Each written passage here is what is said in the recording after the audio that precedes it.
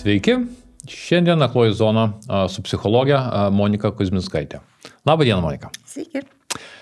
Norėjau pašnekėti visą laiką mane dominančią temą, kas yra susiję tiek su komunikacija, tiek su elgesiu, tai yra priklausomybės. Kada priklausomybės atsiranda kaip terminas tiek medicinoje, po to jau ir plačiai visuomeniai yra pradedamas vartoti kaip terminas? Aiškios ribos gimtadienio turbūt nėra. Maždaug 20 amžiaus vidury tema pradedama nagrinėti medicinoje kaip tyrimo objektas ir kaip gydymo objektas. Iki to laiko buvo daugiau galvojama apie tai, kad valios neturėjimas arba netinkamas elgesys yra tiesiog auklėjimo dalykas. Silpno būdo rezultatas, ar prakeiksmas, ar nuodėmė, ar kas tik nori. Tai aiškinama kitais būdais. Maždaug po karo buvo daug pokyčių medicinoje iš principo ir priklausomybės tapo kaip apibrėžimu to, kas trukdo gyventi. Medicina iš principo ėmėsi gydyti tai, kas netinka, kas yra nesveika, kas neleidžia žmogui normaliai funkcionuoti. Ir tada atsirado ir apibrėžimas jau kaip diagnozės, tada buvo pradėta tartis apie tai, kas yra normalu, kas yra nenormalu, kas trukdo gyventi normaliam žmogui, kas netrukdo. Bet tuo pačiu tas pats laikas, pokaris, arba ten 60-ieji metai, 70-ieji, visos tuo metu dar tabako reklamos, kai buvo ar ne, tai buvo būtent kaip tik tai ne apie priklausomybės, o apie visiškai kitokį įvaizdį, kai, sakykime, tie patys kaubojai, visa kita. Tai tas, kas vyko medicinoje, kas buvo, sakykime, visuomeniai, tai yra tam tikras laiko tarpas, kol tai ateina iki visuomenės, ar ne? Kažkiek laiko truko, kol sukaupėm patirties apie žalingą rezultatą. Ir dabar lygiai tas pats, kodėl šita tema man ir įdomi, nes jeigu, kai šnekam apie priklausomybės, pirmiausia, matyt, ateina į galvą alkoholis, tabakas, lošimai galbūt, ar ne, bet kokių dabar dar yra priklausomybių, kurius jūs kaip psichologai jau matot, nepaisant to, kad galbūt kažkiek rašo, bet jos nėra tokios, kaip čia pasakyti, kaip čia apibrėžti, jos nėra tokios, gal jos nėra priimamos taip pat rimtai kaip tos senusios priklausomybės. Skirtumas gal iš tiesų yra, nes kai kurios cheminės medžiagos, kaip alkoholis, nikotinas ar kofeinas, jos turi ir cheminį pagrindą priklausomybei kurti, nes labai aktyvina, veikia dopamino sistemą ir ne vien sprendimo ir elgesio klausimas ar patiriama malonumą. Bet kokia veikla, kuri baigėsi palengvėjimu, malonumu, pasitenkinimu, turi pagrindą tapti priklausomybę. Kas priklausomybės mechanizme yra svarbu, kad mes patyrėm kažkokį diskomfortą ir po to patyrėm staigų palengvėjimą. Ar tai buvo dėl to, kad cheminės medžiagos paveikė smegenis, ar dėl to, kad priėmėm kažkokį sprendimą, ar dėl to, kad kažkas netyčia pavyko, ypatingai netyčia pavyko, čia kalbant apie lošimus, mes tada pradedam stipriai norėti. Susiformuoja labai stiprus neurologinis pagrindas norėti dar kartą kartoti tokį pat elgesį. Galim kalbėti apie priklausomybę nuo maisto, nors tai nėra nikotinas, kofeinas, bet mes labai norim pavalgyti ir atsipalaiduoti arba patirti skanaus maisto malonumą. Galim kalbėti apie priklausomybę nuo žaidimų, ne tik kompiuterinių, nuo bet kokių, ir čia su lošimais vėl yra susiję. Galim kalbėti apie priklausomybę nuo socialinių tinklų, nuo teigiamo vertinimo, nuo problemų perkelimo kitiems žmonėms. Viskas, kas sukelia palengvėjimą, viskas gali būti priklausomybės pagrindu. Aha, bet jeigu taip žiūrėti ar ne, tai bandoma yra su senosiom tom priklausomybėm, jau sakykim, tiek tai ta kova yra bandoma, kaip sakyti, instituciškai, ar ne, nes yra vienas iš didžiausių argumentų, tai yra, sakykim, jeigu tai yra prekės, tai yra akcizai. Dabartinės priklausomybės, ar ne, minėjot priklausomybę nuo socialinių tinklų, tai jums kaip psichologiai, kas vienas dalykas, kaip skaičiuoti žalą, ar ne? Nes dėl alkoholio ten skaičiuoja, kiek susirga tam tikrom lygom, visa kita. Kaip skaičiuoti žalą su naujom priklausomybėmis, sakykim, tie patys socialiniai tinklai, internetas? Kaip šitai? Nėra paprasto būdo, turbūt jeigu būtų paprastas jį ir naudotumėm, turbūt galim kalbėti apie tai ir vertinti plačiai visai visuomeniai, kokia žala kliūna. Kiekvienam žmogui jin bus vis kitokia. Mes negalim pamatuoti, ką man reiškia 5 valandos, kurių neskyriau knygų skaitimui, sportui, miegui, vaikams.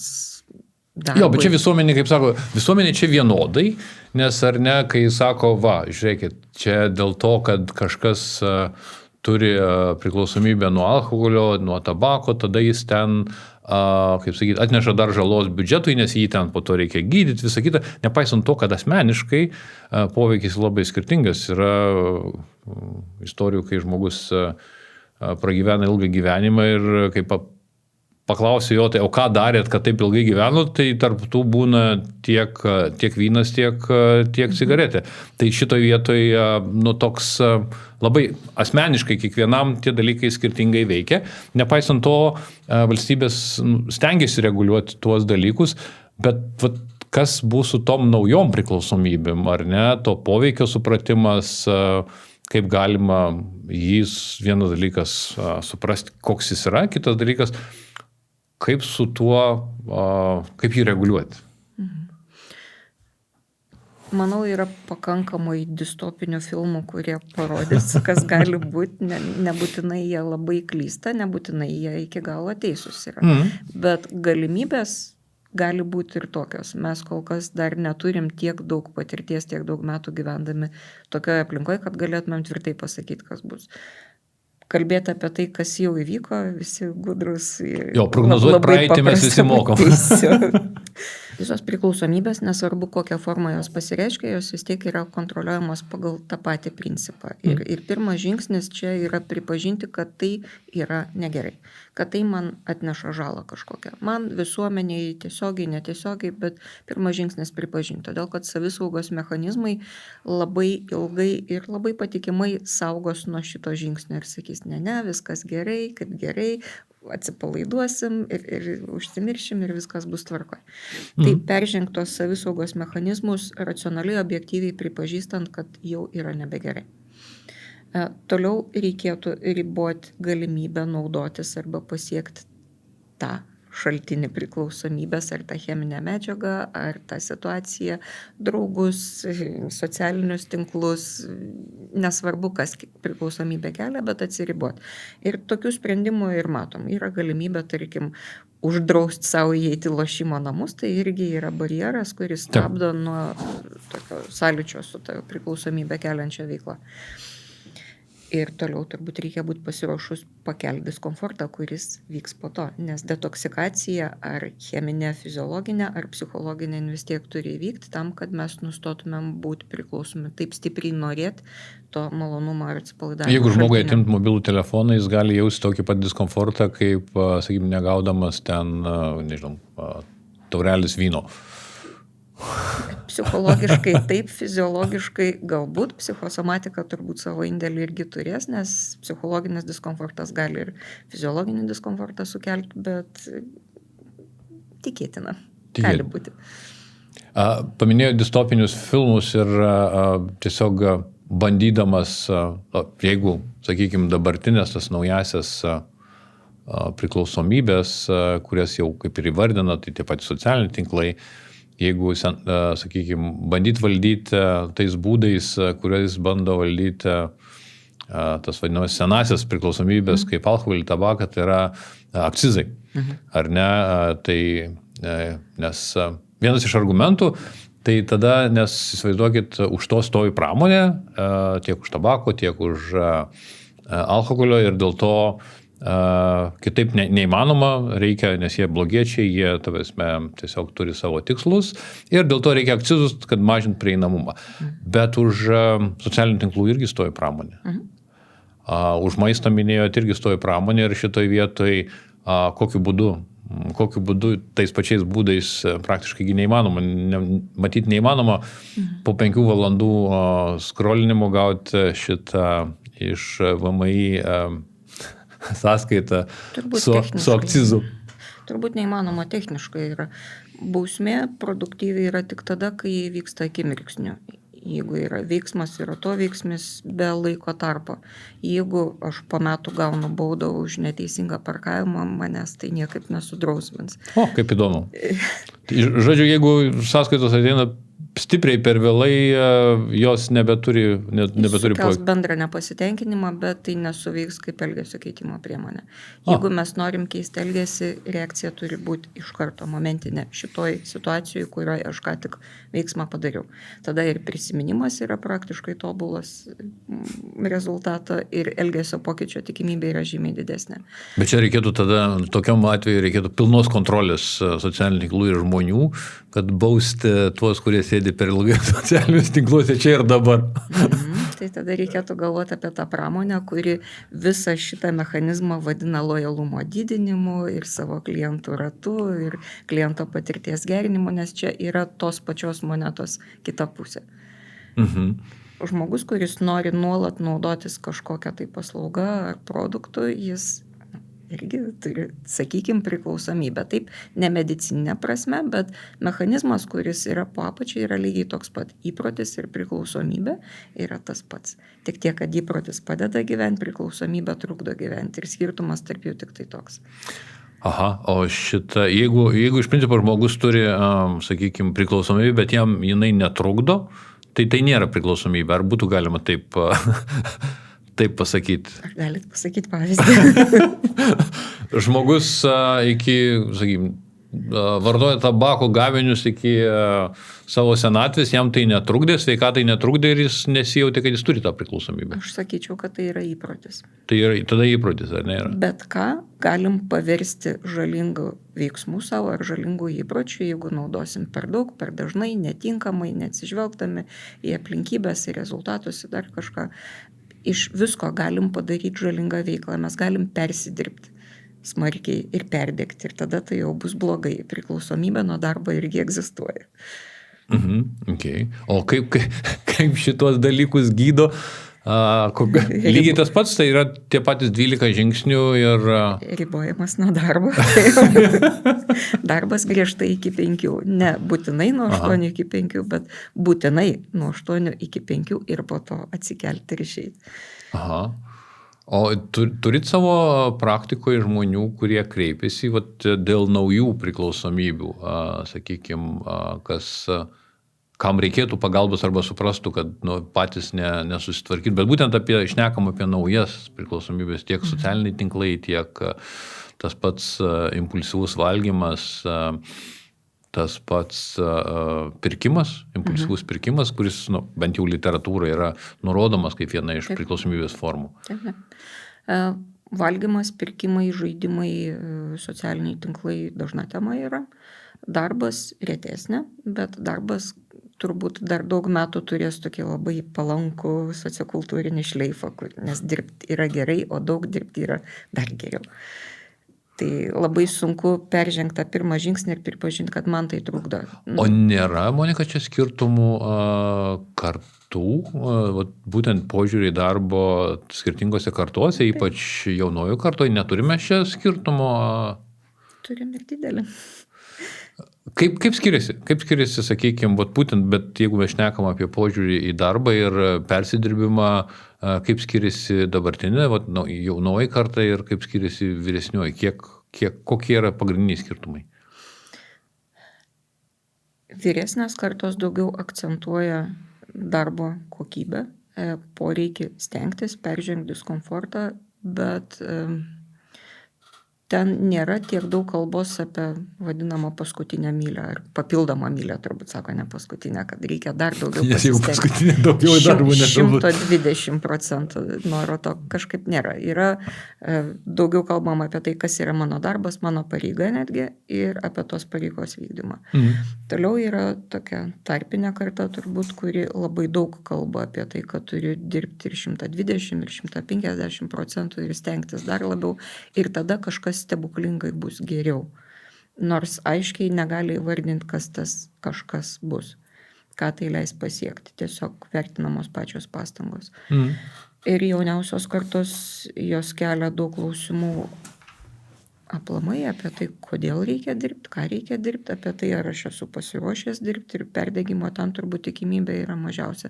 Nebent susiklosto kažkokios palankios, sukrenta į vieną vietą sąlygos, asmenybės bruožai, aplinka, bendramžiai, tas pats polinkis ir neurologinis, genetinis priklausomybės, kuris gali paskatinti persidirbimą, bet kuo toliau, tuo mažiau turbūt bus tokių apraiškų. Ir čia, kai Bilas Geitsas, man atrodo, praeitą savaitę kažkur sakė, kad apie 50 metus praktiškai didesnė dalis žmonių jau, kaip sakant, darbo nelabai turės, nes viską darys dirbtinis intelektas, tai suprantu, kad iš tokios vizijos grėstų kita bėda, tai ką veikti su laisvu laiku? Nemanau, kad laisvo laiko bus daugiau. Kuo daugiau turim technologijų, kuo labiau esam pasiekiami, kuo geriau galim pasiekti visą kitą, tuo mažiau mes to laiko turim laisvo.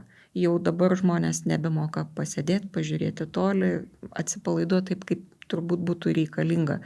Jie pakeičia savo intensyvų darbą prie klaviatūros ir didelio ekrano, į intensyvų darbą prie mažo ekrano.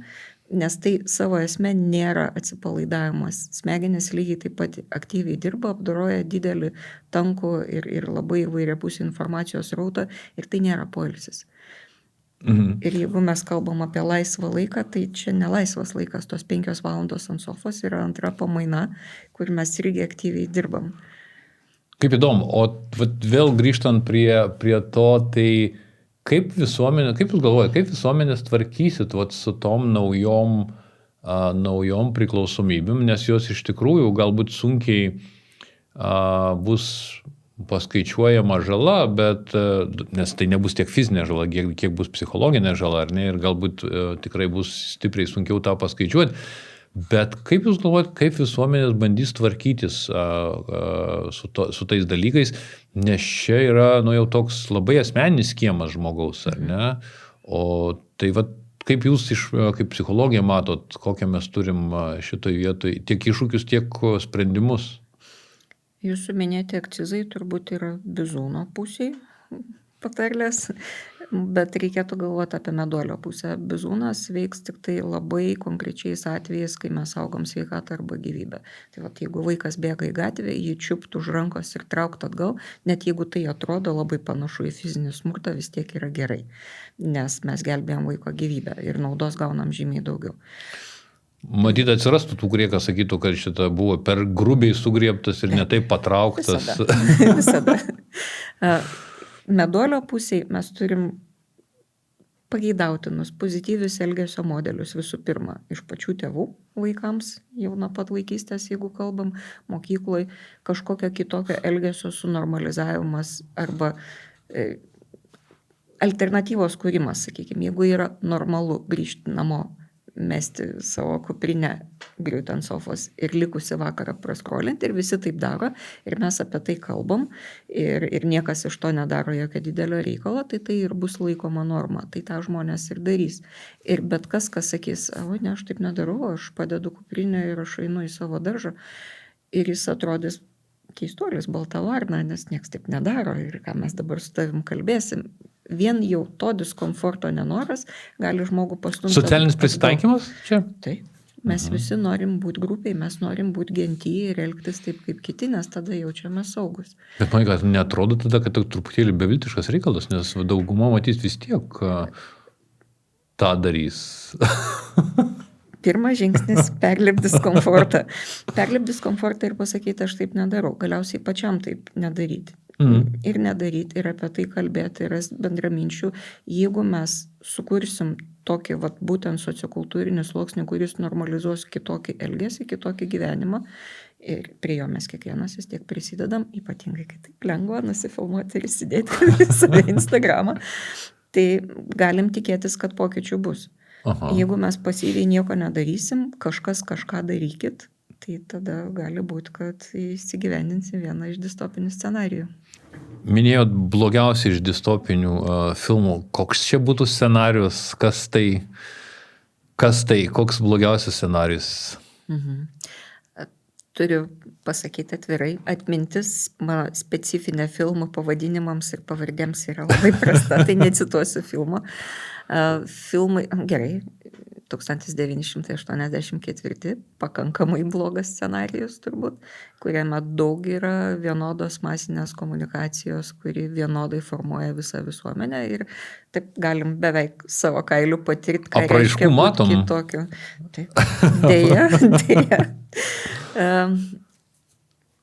Kitas filmas, kurio negaliu įvardinti pavadinimo, bet įsivaizduoja visuomenę, kurioje žmonės iš principo gyvena netgi virtualioje ekonomikoje. Didžioji dalis veiklos, kurią žmonės veikia, vyksta virtualioje aplinkoje. Bet tai reiškia ir gamyba, ir paslaugas, ir policija, teisėsauga visa virtuali yra. Ir labai trumpom scenom staiga paaiškėja, kad žmonės nusiima savo virtualius akinius, nusirengia savo kombinezoną ir susitinka ten po kokio mėnesio nesimatę vyras su žmona koridoriui, prasilenkia ir vėl grįžta atgal į savo kambarius, turėti savo virtualių santykių su savo virtualiais akiniais ir kombinezonais, nes gyvai jie nebegeba bendrauti. Čia toks iš įdomesnių. Būtų gal gerai pavadinti. O sakykit, Monika, bendrai, kaip jūs matote iš psichologinės pusės, vis tiek yra daug socialinių bandymų, socialinių reklamų, kas susijęs su, sakykime, bandant skatinti žmonės, ar ne, atsisakyti tam tikrų žalingų įpročių, pradėti savo kelią nueinant nuo priklausomybių. Kur jūs matot, kas yra gerai daroma iš psichologinės pusės visa komunikacija, kas yra blogai daroma, kur yra dalykų, kurie yra ne tik, kad nepadeda, bet galbūt net ir priešingai veikia? Turbūt pirmą norėčiau paminėti nuvertinimą reikalingų pastangų. Tik 7 dienos, tik perskaitykit šitą puslapį ar tik 5 minutės video ir jūsų gyvenimas stebuklingai pasikeis. Keisti įpročius yra sunku. Keisti įpročius, kurie yra jau priklausomybės, yra dar sunkiau. Ir to diskomforto turbūt reikėtų tikėtis. Jeigu mes nesakom, kad bus sunku, tai komunikacija bus sėkminga, bet veiksmas bus nesėkmingas. Komunikacija bus išklausyta iki galo ir visi rodikliai bus pasiekti. Perskaitytas lankstinukas. Ir netiek mažai žmonių turbūt taip ir imituoja savęs tobulinimą ar savo gyvenimo gerinimą. Aš daug klausau, aš domiuosi, aš skaitau, aš dalyvauju seminaruose ir po to ne vieną žingsnį nedarau. Tai niekas nuo to nesikeičia. Seminarai nekeičia, jie negydo priklausomybę. Net vizitas pas gydytoją, psichoterapeutą ir psichologą priklausomybės negydo. Ir tai nereiškia, kad aš atėjau, klestelėjau ant sofos ir dabar gydykit mano priklausomybę. Visas darbas vis tiek žmogaus viduje yra. Padarykit iš manęs nepriklausomą. Taip. Tai ir tolerancija tam diskomfortui, kuris yra ir tam pradiniam pripažinimui, kad aš iki šiol kažką dariau negerai ir kad toliau man dar negerės iš karto, dar bus iš pradžių sunkiau ir tik po to bus lengviau. Tai tos tolerancijos diskomfortui, man atrodo, mes ir nepakankamai apie tai kalbam ir gal ir per daug sureikšminam. Gal ne tiek sureikšminam netoleravimą diskomfortui, kiek mums šiandien atrodo yra labai svarbu nuolat būti laimingiam, patenkintam, jaust džiaugsmą ir bet kokį kitą pozityvą.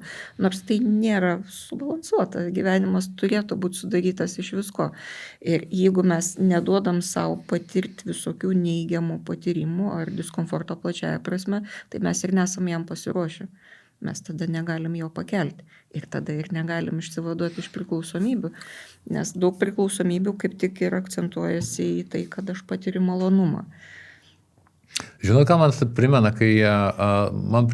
kai būtent yra ruošiamos vienos ar kitos kampanijos komunikacinės, yra sakoma, ne, čia turi būti paprastas, žmogus neišlaikys dėmesio, tai reikia, kad būtų trumpai, reikia neišgazdinti visą kitą, tikėdami, kad jeigu žmogus jau ten perskaitys, jau jis tas veiksmas bus, kas yra iš tikrųjų maišymas to komunikacinio tikslo tik informuoti ir paskatinti veiksmui, kas yra du skirtingi dalykai, ar ne?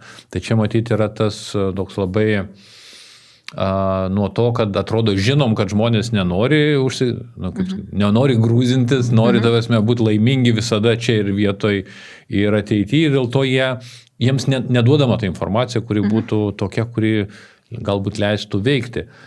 O sakykit dar, kitas dalykas, kai čia toks iš praktikos šiemet, kai čia diskutavo apie tai, iš kur gauti daugiau lėšų gynybai, buvo vienas iš tokių komunikacinių linijų, pradėjo eiti, kad taip, kelsim akcizus alkoholiui, tabakui ir tokiu būdu finansuosim, sakykime, krašto gynybą. Tai taip pasižiūrėjus iš komunikacinės pusės, jeigu taip primčiau į tą žinutę, tai jeigu aš negeriu ir nerūkau, tai praktiškai neprisidėsiu prie to krašto gynybos. Gaunasi taip. Tokia priemonė atrodo kaip lietuvių liaudės tautodailės kūrinys, kuris vadinasi skiautinys. Ką radau, tą susivau į vieną aklotą. Iš principo detalės logiškos, bet akcizai sėkmingai mažins cukraus ar alkoholio vartojimą. Kur tie pinigai bus dedami, čia turbūt tikrai vyriausybės ir finansininkų reikalas, bet reikėtų turėti omeny, kad kuo didesnė kaina, tuo mažesnis vartojimas, tuo mažesnis pinigų kiekis, kurį surinksim iš akcizų. Ar čia tvari linija? Klausimas, nežinau, galbūt. Bet jeigu mes galvojam apie tai, kad tai padės mažinti priklausomybę, turbūt bus nepakankama. Paprastai kiekvienas veiksmas sukuria atoveiksmį ir turbūt jau žinom ir iš artimos patirties. Jeigu įsigalioja bet koks draudimas, ribojimas alkoholio, atsiranda labai daug būdų apeiti. Ar alkoholio, ar nikotino, ar ko norit, su visko mes kovoja. Atsiranda labai daug būdų apeiti. Ir tai tampa jau pozityvę kultūrą ar subkultūrą, kuri skatina vartojimą. Atsiranda malonumas dalyvauti maište. Žinot, ką jūs man primint su to pasakymu, tai teko sleidinėti metų 15 Austrijoje ir ten buvo toks smagus užsiėmimas nusileisti į Šveicarijos pusę, nusipirkti kilogramą cukraus ir važiuoti per muitinę, kuri būdavo viršui kalno, pagaus, nepagaus. Bausmė, bauda nedidelė, bet tiesiog sportinis interesas, nes labai dideli akcizai buvo cukraus akcizai įvežimui į Austriją iš Šveicarijos. Ir žodžiu, tokiu būdu žmonės tiesiog kaip sportų užsiminėjo. Taip. Tai čia jūs kalbat būtent, kad atsiranda dar didesnė paskata kokiam nors subkultūrai gimti. Tai reikėtų įvertinti viską priimant tokį sprendimą, ar tikrai tai bus veiksmingas sprendimas ir ar tikrai tai leis surinkti pakankamai pinigų tam tikslui, kuris yra deklaruojamas. Atskiros detalės šitam paveiksle yra tikrai teisingos, taip tikrai mes norim surinkti daugiau pinigų gynybai ir paramai, taip tikrai mes norim mažinti alkoholio ir cukraus vartojimą, bet ar toks skiautinys suveiks? Nes matyt pateikimas, kaip mes pateikiam tuos dalykus, tą motyvą, kaip mes iškomunikuojam, jis irgi vienas iš tokių kertinių dalykų. Ar žmogui tai yra, kodėl turėčiau prisidėti, ar ne, prie krašto gynybos, tai taip norėčiau ir prisidedu, bet ar tikrai turėčiau pradėti vartoti alkoholį ir daugiau, sakykime, tabako gaminių, nes tai... Žinant, kaip veikia mąstymas, turbūt produktyvesnis būdas būtų rodyti trumpiausiai įmanomą kelią rezultatui pasiekti. Jeigu jau norim surinkti pinigų gynybai ar paramai, tai ir rinkim pinigus gynybai ar paramai, netgi rodydami tiesiogiai, kaip tie pinigai veikia ir kur jie nueina, kas turbūt dabar daugelį paramos projektų teisingai daroma, jeigu kalbam apie teisingus pavyzdžius. Jūs labai įdomiai paminėjot, kad lojalumo programos yra kaip ir kita, sakykime, priklausomybės pusė, monetos pusė, ar ne?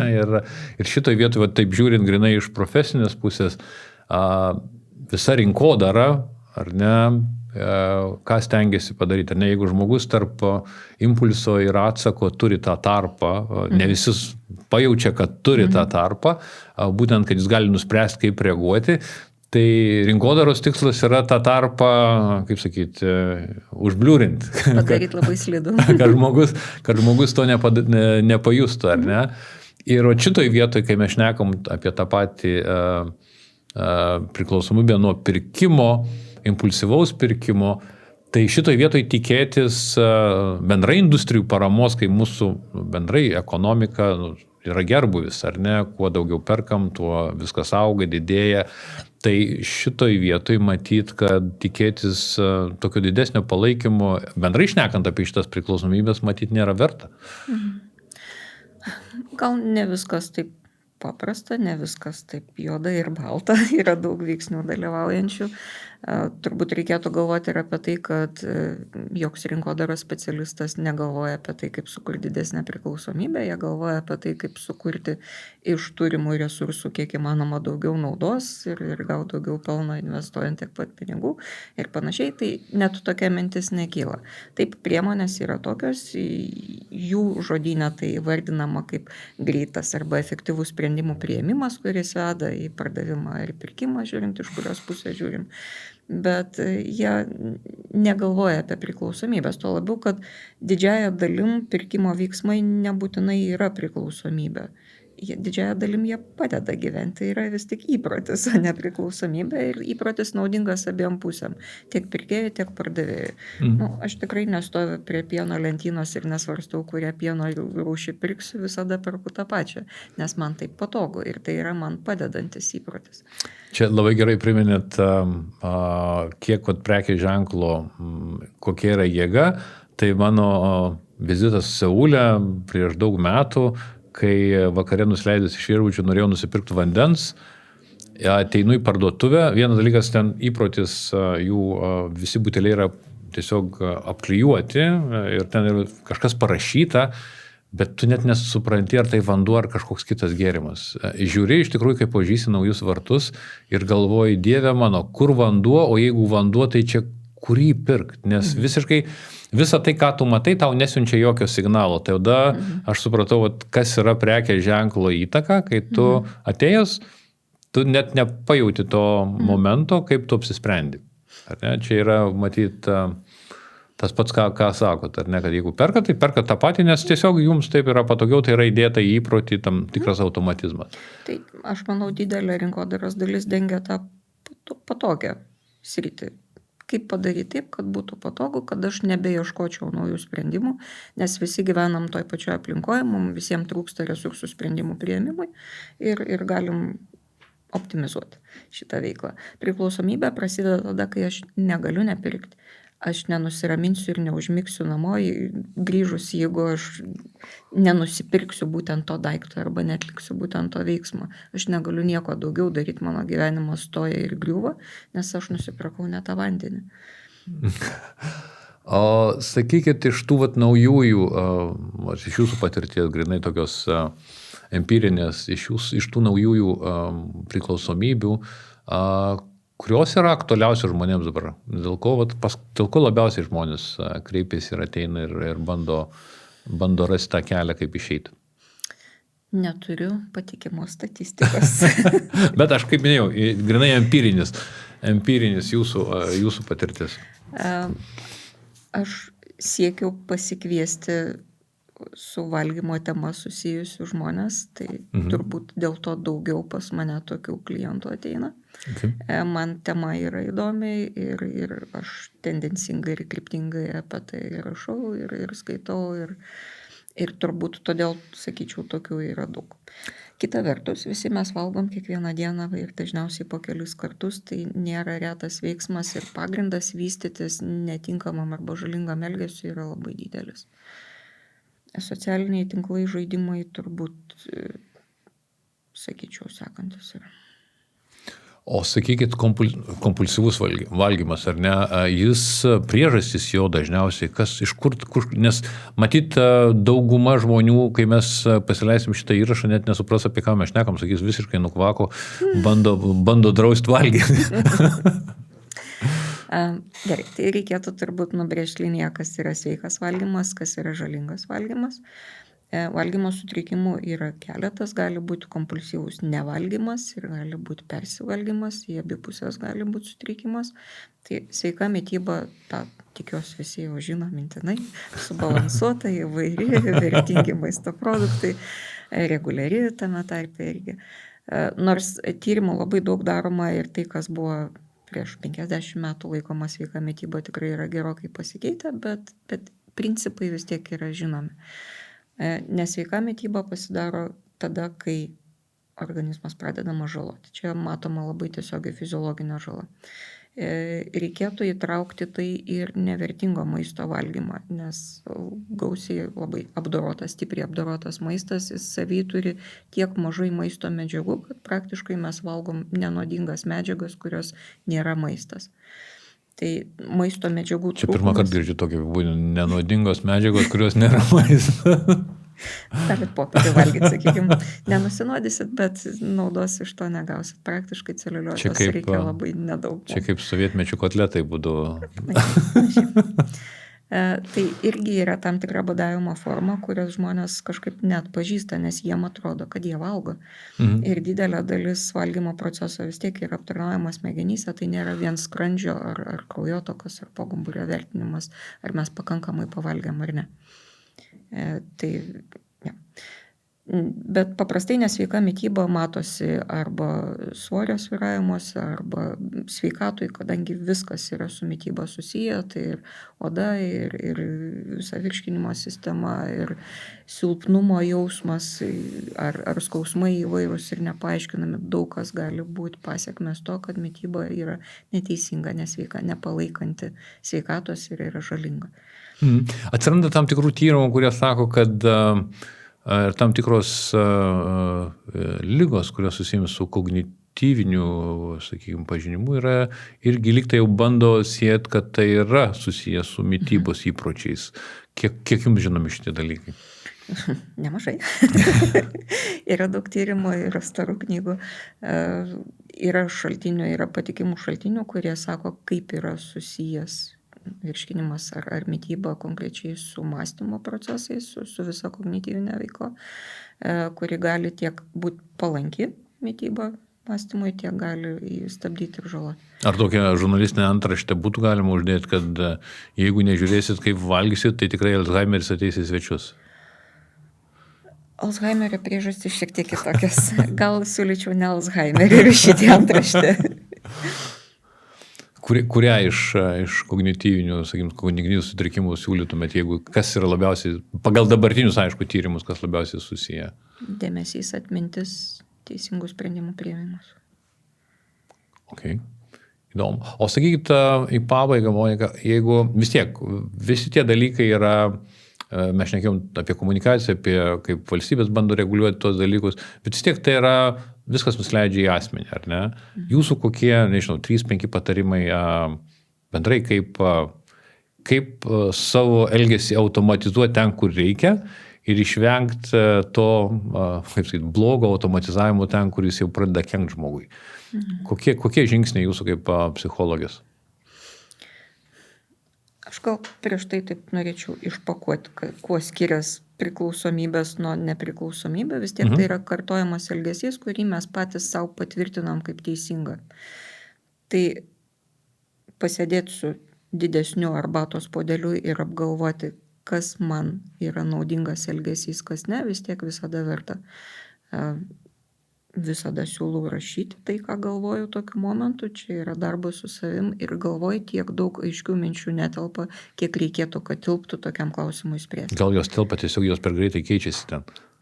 Mes mąstom fragmentais, 2-3 žodžių ir vaizdinių derinių. Tai nėra logiška struktūra. Užrašius tikrai pasidaro aiškiau. Galima piešti diagramas, jeigu netinka žodžiai, galima rašyti. Bet išsiaiškinti, kas man padeda ir kas man nepadeda. Labai mėgstu paveikslą, kurio irgi autoriaus nepasakysiu, kuris vaizduoja ežerą ir upelius aplinkui. Ir pirmas klausimas yra, tie upeliai teka į ežerą ar iš ežerą. Tai ar tai, ką jūs darot, jūs maitina kaip ežerą ar sekina? Ir pasidalinti tiek, kiek išeina objektyviai, turint omeny, kad savigyna vis tiek prieštaraus ir bus vidinis balsas ir netoks jau tylus, kuris sakys, ne, aš tobulas ar tobula, viskas su manim gerai. Bet pasidalinti tai, kas padeda ir nepadeda. Gerus įpročius reikėtų saugoti, branginti ir stiprinti. Vadinasi, kartoti dažniau ir kiekvieną kartą padarius sakyti savo šaunuolis.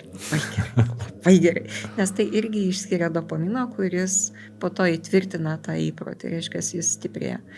blogus įpročius reikėtų galvoti, kom pakeisti. Tiesiog nuslopinti jų neišeina, jam reikia rasti alternatyvą, dėl to ir pakaitinės terapijos. Ar tiesa, kad kuo labiau slopinam, tuo didesnis pasipriešinimas bus? Okay. To rasim daugiau apėjimų, todėl jį reikėtų pakeisti kuom kitu. Ir ta alternatyva irgi yra tam tikras kitas veiksmas, irgi lygiai yra apėjimas, tik tiek, kad mes jį sąmoningai pasirinkom kaip kažką, kas yra naudingo. Tai tų žingsnių lauk nuo blogo įpročio į geresnį ir dar geresnį gali būti ir ne vienas, bet jį vis tiek reikėtų išsirinkti, kad tai vis tiek geriau negu tas. Ir turbūt nesustoti, kol nepasieksime sveiko lygio. Taip aišku, viena cigaretė yra geriau negu 5, bet ar verta tą vieną rūkyti, irgi galima pagalvoti. Arba mestis ant kramtomo tabako, pavyzdžiui, ar dar kitų. Jo, tai čia yra apie tas alternatyvas, kurias dažnai šnekama. Monika, labai ačiū, iš tikrųjų smagu šnekėti, matyt, galėtume dar kelias valandas įsirašyti, bet ačiū Jums už laiką. Mūsų žiūrovams dėkojame už dėmesį ir iki kitų susitikimų.